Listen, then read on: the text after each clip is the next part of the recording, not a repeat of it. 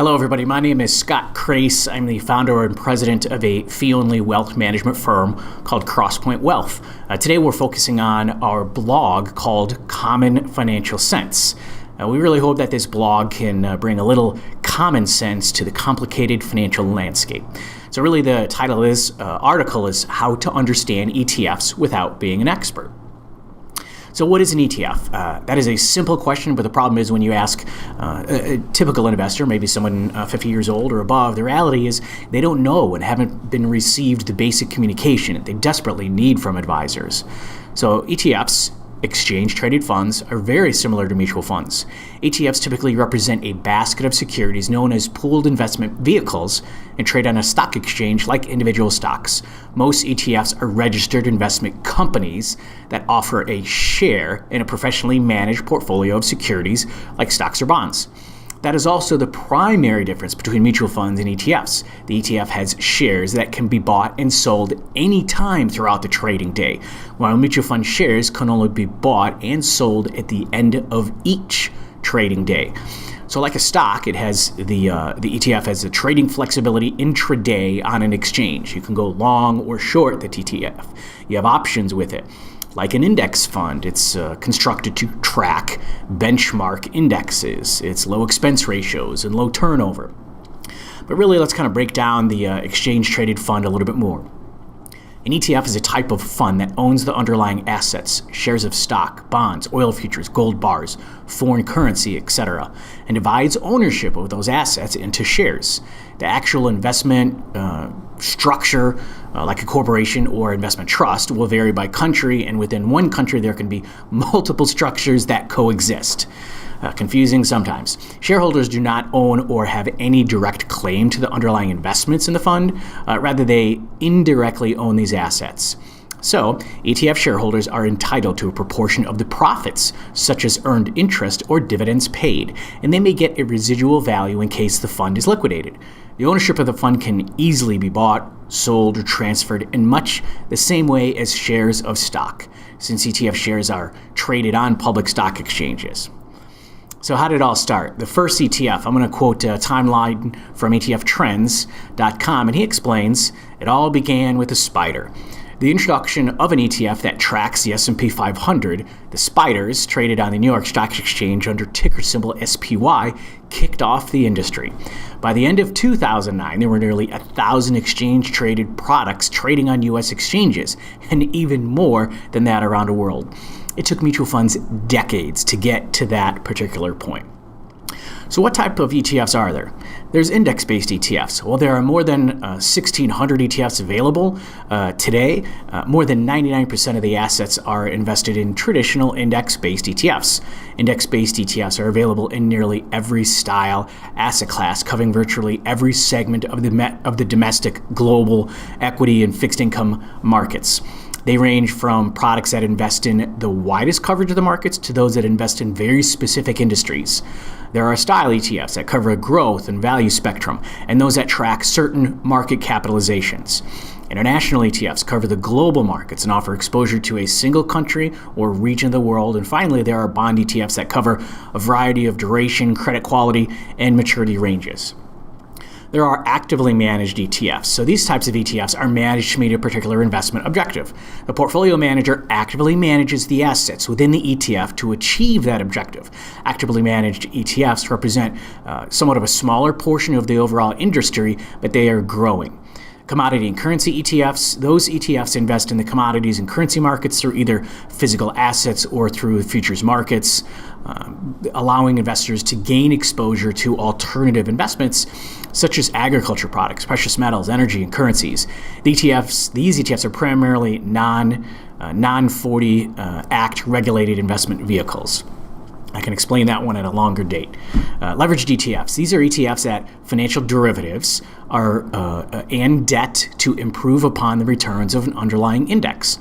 Leveraged ETFs attempt to produce twice or even 3 times the daily return of their underlying benchmark. This means that those losses also will be amplified by 2 to 3 times the benchmark return as well. Inverse ETFs. So these ETFs use derivatives to profit from a decline in the value of an underlying asset or instrument.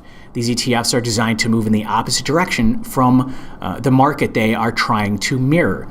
Investing in inverse ETFs is popular for short-term traders looking to hedge longer investments or take advantage of falling markets.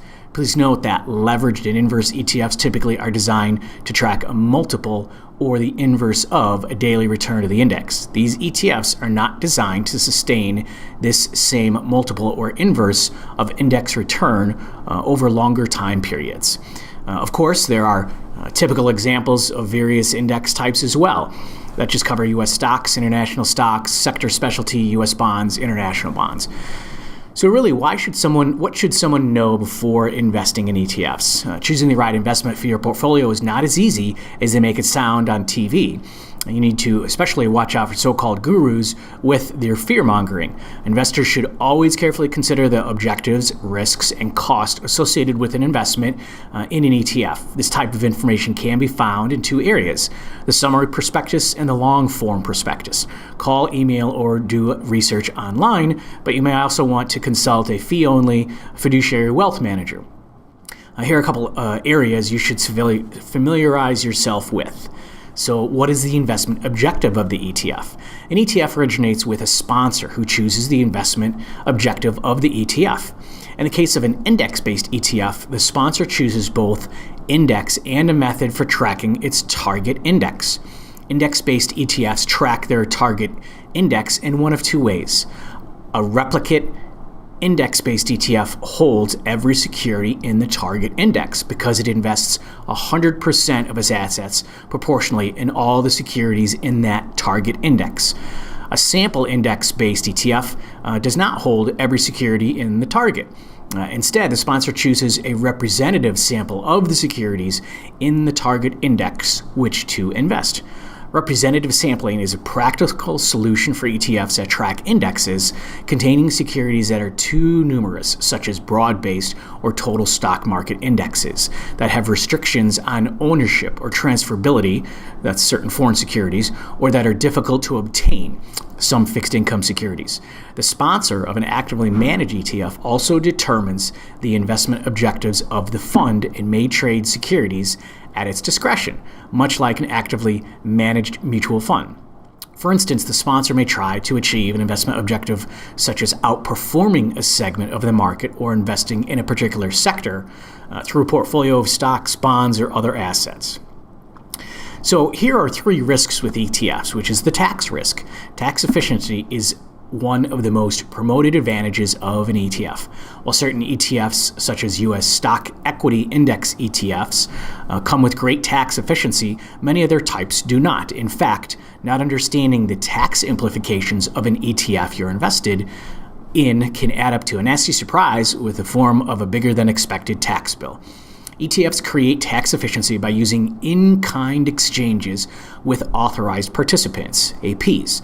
Instead of the fund manager needing to sell stocks to cover redemptions, like they do in a mutual fund, the manager of an ETF uses an exchange of an ETF unit for the actual stocks within the fund. This creates a scenario where the capital gains on the stocks are actually paid by the authorized participant, AP, and not the fund. Thus, you will not receive capital gains distributions at the end of the year. However, once you move away from an index ETFs, there are more taxation issues that can potentially happen. For example, actively managed ETFs may not do all of their selling via an in-kind exchange. They can actually incur capital gains, which would then need to be distributed to the fund holders. If the ETF is international variety, it may not have the ability to do in-kind exchanges. Some countries do not allow for in-kind redemption, thus creating capital gain issues. If the ETF uses derivatives to accomplish your objective, then there will be capital gains distributions. You cannot do an in-kind exchanges for these types of instruments, so they must be bought and sold on the regular market. Funds that typically use derivatives are leveraged funds and inverse funds.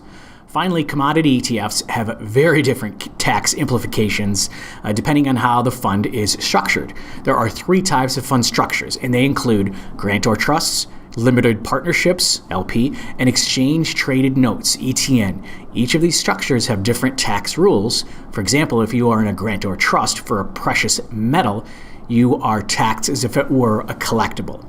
The takeaway is that ETF investors need to pay attention to what the ETF is investing in, where those investments are located, and how the actual fund is structured. If you have any doubts on the tax implications, check with your tax advisor. Okay.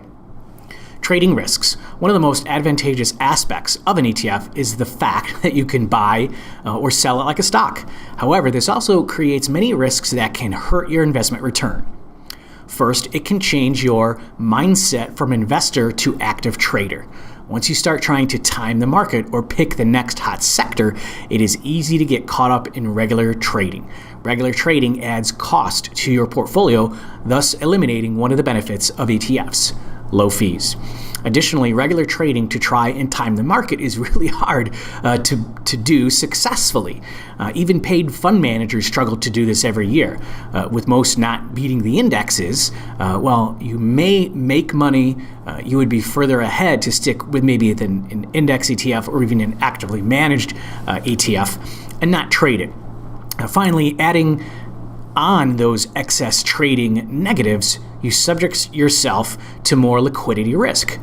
Now, not all ETFs have a large asset base or high trading volume.